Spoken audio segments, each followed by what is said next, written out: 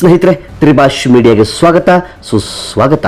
ಗೆಳೆಯರೇ, ಡಿಸೆಂಬರ್ 28, 2024ರಂದು ರಾಜಸ್ಥಾನದ ರೈತರೊಬ್ಬರು ನೀರಿಗಾಗಿ ತಮ್ಮ ಹೊಲದಲ್ಲಿ ಬೋರ್ವೆಲ್ ಕೊರೆಸ್ತಾ ಇದ್ರು. ರಾಜಸ್ಥಾನ ಅಂದ್ರೆ ಹೇಳಿ ಕೇಳಿ ಅದು ಮರುಭೂಮಿ ಪ್ರದೇಶ. ಅಲ್ಲಿ ನೀರ್ ಸಿಗ್ಬೇಕು ಅಂದ್ರೆ 800ರಿಂದ 1000 ಅಡಿ ಆಳಕ್ಕೆ ಹೋಗ್ಲೇಬೇಕು. ಅವತ್ತು ಕೂಡ ಅಲ್ಲಿ ಬೋರ್ವೆಲ್ 850 ಅಡಿ ಆಳಕ್ಕೆ ಹೋಯ್ತು. ಆ ಸಮಯದಲ್ಲಿ ಇದ್ದಕ್ಕಿದ್ದಂತೆ ಒಂದು ಭಾರಿ ಸದ್ದು ಕೇಳಿ ಬಂತು. ಬೋರ್ವೆಲ್ ಕೊರೆಸ್ತಾ ಇದ್ದ ಲಾರಿ ಸಂಪೂರ್ಣ ಪಕ್ಕಕ್ಕೆ ಸರಿದು ನಿಂತ್ಕೊಳ್ತು. ಜೋರಾಗಿ ನೆಲದಾಳದಿಂದ ಗಂಗೆ ಚಿಮ್ಮೋದಕ್ಕೆ ಶುರು ಮಾಡ್ತು. ಹಾಗೆ ಈ ವಿಡಿಯೋ ಸೋಷಿಯಲ್ ಮೀಡಿಯಾದಲ್ಲಿ ಸಾಕಷ್ಟು ಹರಿದಾಡ್ತು. ಇನ್ನು ಅದು ಸರಸ್ವತಿ ನದಿಯ ಪಾತ್ರ ಅಂತ ಹೇಳಲ್ಪಡುವ ಭೂಪ್ರದೇಶ. ಹೀಗಾಗಿ ಸರಸ್ವತಿ ನದಿ ಮತ್ತೆ ಭೂಮಿಯ ಮೇಲೆ ಕಾಣಿಸಿಕೊಂಡಿದ್ದಾಳೆ ಅಂತ ಜನ ಮಾತಾಡೋದಕ್ಕೆ ಶುರು ಮಾಡಿದ್ರು. ಆದ್ರೆ ಸಂಶೋಧನೆಗಳು ಪರಿಶೋಧನೆಗಳು ಇಲ್ಲದೆ ವಿಜ್ಞಾನಿಗಳು ಇದನ್ನು ಒಪ್ಕೊಳ್ಳೋದಕ್ಕೆ ಸಿದ್ಧವಿರಲಿಲ್ಲ. ಹೀಗಾಗಿ ಅಲ್ಲಿ ಸಂಶೋಧಕರ ತಂಡವೊಂದು ಆ ನೀರಿನ ಚಿಲುಮೆಯ ಬಗ್ಗೆ ಮಾಹಿತಿಯನ್ನು ಕಲೆ ಹಾಕೋದಕ್ಕೆ ಶುರು ಮಾಡ್ತು. ಹಾಗಾದ್ರೆ ನಿಜಕ್ಕೂ ಅಲ್ಲಿ ಗುಪ್ತಗಾಮಿನಿ ಸರಸ್ವತಿ ನದಿ ಮತ್ತೆ ಭೂಮಿಯ ಮೇಲೆ ಎದ್ದು ಬಂದ್ಲ? ಹಾಗಾದ್ರೆ ಅಲ್ಲಿ ಪತ್ತೆ ಮಾಡಿದ್ದು ಏನು? ಇಷ್ಟೊಂದು ನೀರು ಭೂಮಿಯ ಮೇಲೆ ಚಿಮ್ಮೋದಕ್ಕೆ ಕಾರಣ ಏನು ಅನ್ನೋದನ್ನ ನಾವಿಲ್ಲಿ ನೋಡೋಣ.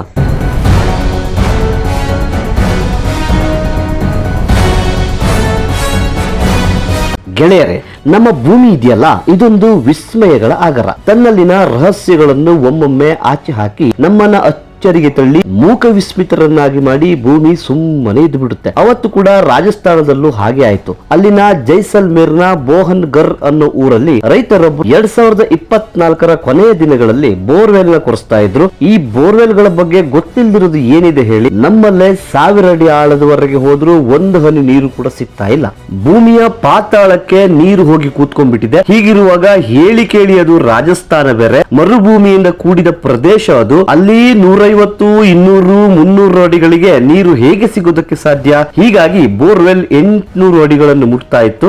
ಗೆಳೆಯರೇ, ಈ ಬೋರ್ವೆಲ್ ಹಾಕ್ಸೋ ಸಂಕಟ ಇದೆಯಲ್ಲ, ಇದು ಹಾಕ್ಸೋರಿಗೆ ಮಾತ್ರ ಗೊತ್ತು. ಯಾರನ್ನೋ ಕರೆಸಿ ನೀರಿದ್ಯಾ ಅಂತ ನೀರ್ನ ಪಾಯಿಂಟ್ ಮಾಡಿಸ್ತೀವಿ, ಅವರು ಒಂದು ಜಾಗ ತೋರಿಸ್ತಾರೆ, ಅದನ್ನು ನಂಬಿ ನೆಲವನ್ನ ಕೊರ್ಸೋದಕ್ಕೆ ಶುರು ಮಾಡ್ತೀವಿ. 500, 600 ಅಡಿ ದಾಟ್ತಾ ಇದ್ದ ಹಾಗೆ ಎದೆ ಬಡ್ಕೊಳ್ಳೋದಕ್ಕೆ ಶುರು ಮಾಡುತ್ತೆ. ಆಮೇಲೆ ಕೊರೆಸೋ ಪ್ರತಿಯೊಂದು ಬೋರಿನ ಲೆಂತ್, ಪ್ರತಿಯೊಂದು ಬಿಟ್ಟು ಕೂಡ ನಮ್ಮ ಎದೆ ಮೇಲೆ ಇಳಿತಾ ಇದೆಯೇನೋ ಅನ್ನೋ ಹಾಗೆ ಅನುಮಾನ ಶುರು ಆಗುತ್ತೆ. ಅದನ್ನು ಹೇಳ್ತಾ ಹೋದ್ರೆ ಅದೊಂದು ವರ್ಣನೆಗೆ ಮಾಡೋದಕ್ಕೆ ಸಾಧ್ಯನೇ ಆಗದಿರುವಂತ ಪರಿಸ್ಥಿತಿ. ಇಲ್ಲಿ ಕೂಡ ಬೋರು 850 ಅಡಿ ಆಳಕ್ಕೆ ಇಳಿತು. ಒಮ್ಮೆ ಭಾರಿ ಸದ್ದು ಕೇಳಿ ಬಂತು. ಬೋರ್ವೆಲ್ ಕೊರೆತಾ ಇದ್ದವರು ಮತ್ತು ಅಲ್ಲಿ ಇದ್ದವರು ಎಲ್ಲ ಸೇರಿ ದೂರ ಓಡಿ ಹೋದ್ರು. ಅದೇ ಸಮಯಕ್ಕೆ ಭಯಂಕರ ಒತ್ತಡದೊಂದಿಗೆ ನೀರು ಮೇಲಕ್ಕೆ ಚಿಮ್ಮೋದಕ್ಕೆ ಶುರು ಮಾಡ್ತು. ಫೋರ್ಸ್ ಎಷ್ಟಿತ್ತು ಅಂದ್ರೆ ಬೋರ್ವೆಲ್ ಕೊರೆಸೋದಕ್ಕೆ ಬಂದಿದ್ದ ಲಾರಿ ಕೂಡ ಪಕ್ಕಕ್ಕೆ ತಳ್ಳುವಷ್ಟು ಜೋರು. ಎಷ್ಟೇ ಹೊತ್ತಾದ್ರೂ ಆ ನೀರಿನ ರಭಸ ಕಡಿಮೆ ಆಗ್ಲಿಲ್ಲ. ಬೋರು ಕೊರೆದ ರಂಧ್ರ ಅಗಲ ಆಗ್ತಾ ಹೋಯ್ತು. ಇರೋ ನೀರಿನಿಂದ ಅಲ್ಲೊಂದು ಪ್ರವಾಹನೆ ಪ್ರಾರಂಭ ಆಯ್ತು. ನೋಡ್ತಾನೆ ಅಲ್ಲಿ ಒಂದು ಹಳ್ಳ ಹರಿಯೋದಕ್ಕೆ ಶುರುವಾಯ್ತು. ಹೀಗೆ ಸಾಕಷ್ಟು ಗಂಟೆಗಳ ಕಾಲ ನೀರು ಚಿಮ್ತಾ ಇದ್ದಿದ್ದು, ಇಷ್ಟೊಂದು ಪ್ರಮಾಣದ ನೀರು ಭೂಮಿಯ ಆಳದಿಂದ ಹೊರಗೆ ಬಂದಿದ್ದು ವಿಸ್ಮಯ ಆಗದೆ ಇರುತ್ತಾ? ಅಲ್ಲಿಗೆ ಜನ ಬರೋದಕ್ಕೆ ಶುರು ಮಾಡಿದ್ರು. ಬಂದಂತ ಪ್ರತಿಯೊಬ್ಬರ ಹತ್ರನೂ ಮೊಬೈಲ್ ಇರುತ್ತೆ.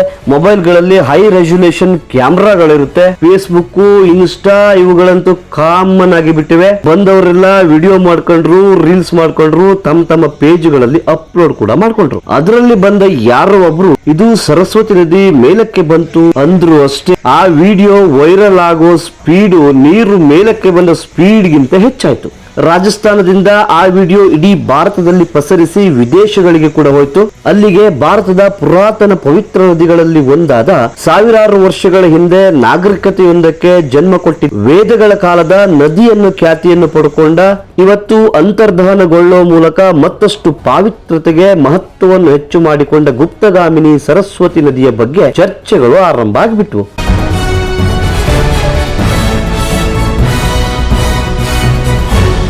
ಗೆಳೆಯರೇ, ಈ ಸರಸ್ವತಿ ನದಿ ಇದೆಯಲ್ಲ, ಇದರ ಮೂಲವನ್ನು ಹುಡುಕೋದಕ್ಕೆ ಹೋದವರು, ಹುಡುಕ್ತಾ ಇರೋರು ಸಾಕಷ್ಟು ಮಂದಿ ಇದ್ದಾರೆ. ಹಾಗಾದ್ರೆ ಈ ನದಿಯ ಬಗೆಗಿನ ಅಸ್ತಿತ್ವದ ಹುಡುಕಾಟವನ್ನ ಮೊಟ್ಟ ಮೊದಲ ಬಾರಿಗೆ ಶುರು ಮಾಡಿದ್ದು ಭಾರತೀಯರಲ್ಲ, ಬದಲಾಗಿ ಬ್ರಿಟಿಷರು. 1800ರ ಹೊತ್ತಿಗೆ ಭಾರತದಲ್ಲಿ ಅಂದ್ರೆ ಉತ್ತರ ಭಾರತದಲ್ಲಿ ಬಲವಾಗಿ ಬೇರೂರಿದ್ದ ಬ್ರಿಟಿಷರು ನಮ್ಮನ್ನ ಆಳೋದಕ್ಕೆ ಅನುಕೂಲ ಆಗ್ಲಿ ಅನ್ನೋ ಕಾರಣಕ್ಕೆ ನಮ್ಮ ಇತಿಹಾಸ, ಧಾರ್ಮಿಕ ನಂಬಿಕೆಗಳನ್ನು ಅರ್ಥ ಮಾಡಿಕೊಳ್ಳೋದಕ್ಕೆ ಒಂದಷ್ಟು ಅಧ್ಯಯನಗಳನ್ನು ಶುರು ಮಾಡ್ತಾರೆ.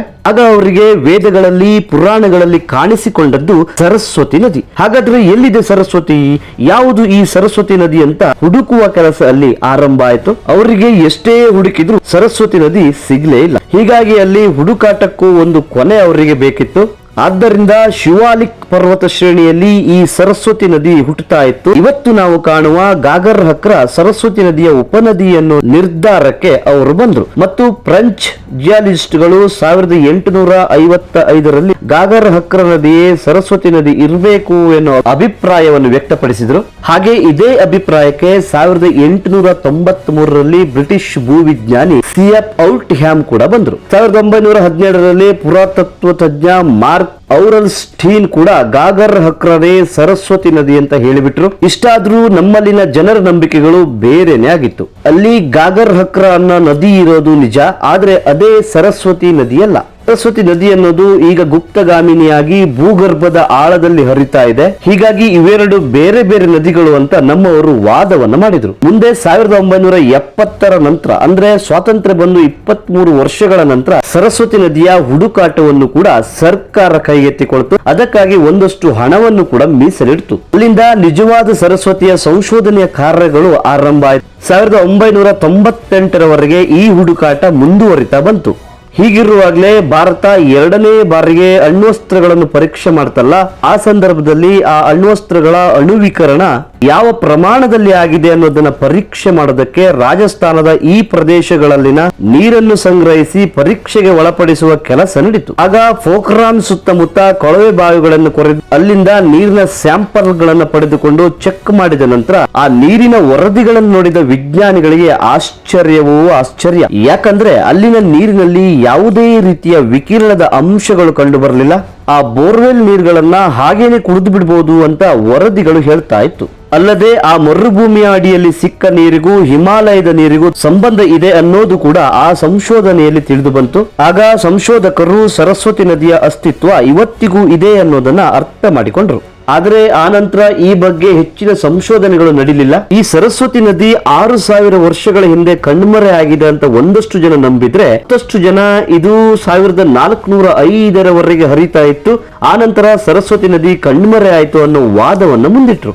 ಈ ಬಗ್ಗೆ ಹರಿಯಾಣ ಸರ್ಕಾರ ಕೂಡ ಸರಸ್ವತಿ ನದಿಯನ್ನ ಹುಡುಕೋ ಪ್ರಯತ್ನಕ್ಕೆ ಕೈ ಹಾಕ್ತು. ಆ ಪ್ರಯತ್ನದಲ್ಲಿ ಸ್ವಲ್ಪ ಮಟ್ಟಿನ ಪ್ರಗತಿ ಕೂಡ ಕಂಡು ಬಂತು. ಈ ಹುಡುಕಾಟದ ಸಂದರ್ಭದಲ್ಲಿ ಸುಮಾರು 2984 ಕಿಲೋಮೀಟರ್ಗಳಷ್ಟು ಉದ್ದದ ನಾಲಾ ಸರಪಳಿ ಒಂದು ಕಂಡು ಬಂತು. ಹೀಗೇನೆ ಸರಸ್ವತಿ ನದಿ 2 ಕವಲುಗಳಾಗಿ ಹರಿದಿದ್ದು ಕೂಡ ಗೊತ್ತಾಯ್ತು. ಅದರಲ್ಲಿ ಒಂದು ಯಮುನಾ ನಗರ್, ಅಂಬಾಲಾ, ಕುರುಕ್ಷೇತ್ರ, ಜಿಂದ್, ಫತೇಹಜಾಬಾದ್ ಮತ್ತು ಶಿರಸಾಗಳಲ್ಲಿ ಹರಿದು ರಾಜಸ್ಥಾನದ ಹನುಮಾನ್ ನಗರವನ್ನು ಮುಟ್ತಾ ಇತ್ತು. ಹಾಗೆ ಮತ್ತೊಂದು ಕವಲು ಸರಸ್ವತಿ ನದಿಯ ಉಪನದಿಯಾಗಿದ್ದು ದುರ್ಸದ್ವತಿಯಾಗಿ ಹರಿದದ್ದು ಕೂಡ ಗೊತ್ತಾಯ್ತು. ಆ ನದಿಯು ಯಮುನಾ ನಗರ್, ಕುರ್ನಾಲ್, ಪಾಣಿಪತ್, ಸೇನಾಪತ್ ಹಾಗೂ ಹಿಸ್ಪಾರ್ಗಳ ಮೂಲಕ ರಾಜಸ್ಥಾನದ ವಾಸ್ತಾರ್ ಅನ್ನು ತಲುಪ್ತಾ ಇತ್ತು. ಈ ನದಿ ಪಾತ್ರದಲ್ಲಿ ಹರಪ್ಪ ನಾಗರಿಕತೆಯ ಕುರುಹುಗಳು ಪತ್ತೆ ಆಗಿರೋದ್ರಿಂದ ಈ ನದಿ ಸುಮಾರು 14,000 ವರ್ಷಗಳಿಂದ ಇಲ್ಲಿ ಹರಿದಿರಬಹುದು ಅನ್ನೋ ನಿರ್ಧಾರಕ್ಕೆ ಸಂಶೋಧಕರು ಬಂದ್ರು. ಹೀಗಾಗಿ ಸರಸ್ವತಿ ನದಿಗೆ ರಾಜಸ್ಥಾನ ಜೊತೆಗೆ ಸಂಬಂಧ ಇರೋದ್ರಿಂದ ಮೊನ್ನೆ ಬೋರ್ವೆಲ್ ಕೊರೆದ ಸಂದರ್ಭ ನೆಲದಾಳದಿಂದ ಉಕ್ಕಿದ ನೀರು ಸರಸ್ವತಿ ಅಲ್ಲದೆ ಬೇರೆ ಏನೋ ಆಗಿರೋದಕ್ಕೆ ಸಾಧ್ಯನೇ ಇಲ್ಲ ಅನ್ನೋ ಒಂದು ವಾದ ಅಲ್ಲಿ ಕೇಳಿ ಬರೋದಕ್ಕೆ ಶುರುವಾಯಿತು.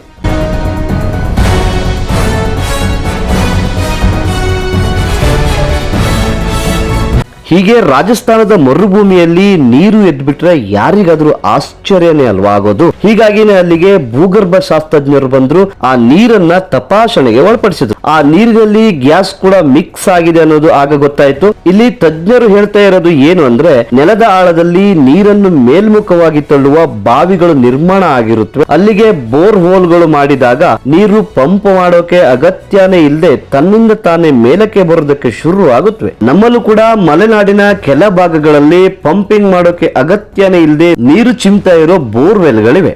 ಇಲ್ಲಿ ಕೂಡ ಅದೇ ಆಗಿರಬಹುದು. ಇನ್ನು North East Institute of Science and ಟೆಕ್ನಾಲಜಿಯ ನಿರ್ದೇಶಕರು ವೀರೇಂದ್ರ ತಿವಾರಿಯವರು ಇನ್ನೂ ಒಂದು ಅಂಶವನ್ನು ಇಲ್ಲಿ ಹೇಳ್ತಾ ಇದ್ದಾರೆ. ಮರುಭೂಮಿಯ ಪ್ರದೇಶಗಳಲ್ಲಿ ನೀರಿನ ಸಂಗ್ರಹಾಗಾರಗಳು ನೆಲದ ಆಳದಲ್ಲಿ ಏರ್ಪಟ್ಟಿರುತ್ತವೆ. ಅವುಗಳನ್ನು ಪಂಚರ್ ಮಾಡಿದಾಗ ಕೂಡ ನೀರು ಭಯಾನಕ ಫೋರ್ಸ್ ನಿಂದ ಮೇಲಕ್ಕೆ ಏಳೋದಕ್ಕೆ ಶುರು ಮಾಡುತ್ತೆ. ಹೀಗೆ ಜೈಸಲ್ಮೇರ್ನ ಸುತ್ತಮುತ್ತಲಿನ ಪ್ರದೇಶಗಳಲ್ಲಿ ಇಂತಹ ಸಾಕಷ್ಟು ಭೂಮಿಯ ಆಳದಲ್ಲಿ ಜಲಗಳ ಸಂಗ್ರಹಾಲಯಗಳಿವೆ ಅನ್ನೋದನ್ನ ಭೂಗರ್ಭ ಶಾಸ್ತ್ರಜ್ಞರು ಕೂಡ ಈಗಾಗಲೇ ಹೇಳಿದ್ದಾರೆ. ಇಲ್ಲಿನ ಜನರ ನೀರಿನ ಆಸರೆ ಆಗಿರೋದು ಕೂಡ ನೆಲದ ಆಳದಲ್ಲಿ ಏರ್ಪಟ್ಟ ಇಂತಹ ಪರಿಶುದ್ಧ ನೀರಿನ ಸಂಗ್ರಹಾಗಾರಗಳೇ.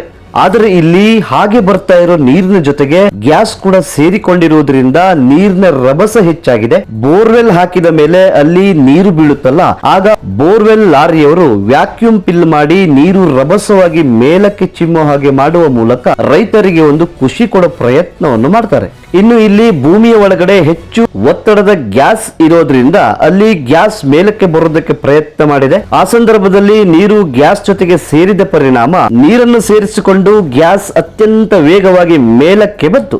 ಹೀಗಾಗಿ ಅಲ್ಲಿ ನೀರು ಅತ್ಯಂತ ರಭಸವಾಗಿ ಮೇಲಕ್ಕೆ ಚಿಮ್ಮೋದಕ್ಕೆ ಸಾಧ್ಯ ಆಗಿದೆ ಅನ್ನೋದು ಸಂಶೋಧಕರ ವಾದ.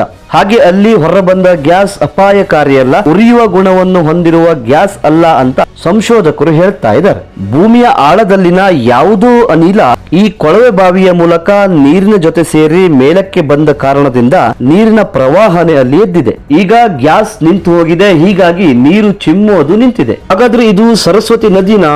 ಈ ಬಗ್ಗೆ ಸಂಶೋಧಕರು ಇನ್ನು ಏನು ಖಚಿತವಾಗಿ ಹೇಳ್ತಾ ಇಲ್ಲ. ಬಹುಶಃ ಆಗಿರಲಾರದು ಅಂತಾನೆ ಅವರು ಹೇಳ್ತಾ ಇದ್ದಾರೆ. ಅವರು ಆ ನೀರನ್ನ ಪರೀಕ್ಷೆ ಮಾಡಿದ್ರೆ ಗುಣಲಕ್ಷಣಗಳ ಮೇಲೆ, ಹೋಲಿಕೆಗಳ ಮೇಲೆ ಯಾವ ನೀರು ಅನ್ನೋದನ್ನ ತಿಳಿದುಕೊಳ್ಳೋದಕ್ಕೆ ಸಾಧ್ಯ. ಅದನ್ನ ತಿಳಿದುಕೊಳ್ಳೋದಕ್ಕೆ ಇನ್ನೆಷ್ಟು ದಿನ ಕಾಯಬೇಕು ಗೊತ್ತಿಲ್ಲ. ಇದು ಗೆಳೆಯರೇ, ಜೈಸಲ್ಮೇರ್ ನಲ್ಲಿ ಕಂಡು ಬಂದ ಬೋರ್ವೆಲ್ ನಲ್ಲಿ ಉಕ್ಕಿದ ನೀರಿನ ಬಗೆಗಿನ ಮಾಹಿತಿ. ಮುಂದಿನ ಸಂಚಿಕೆಯಲ್ಲಿ ಮತ್ತಷ್ಟು ವಿಶೇಷಗಳ ಜೊತೆ ಮತ್ತೆ ಭೇಟಿ ಆಗ್ತೀನಿ. ಅಲ್ಲಿವರೆಗೆ ಜೈ ಹಿಂದ್, ಜೈ ಕರ್ನಾಟಕ.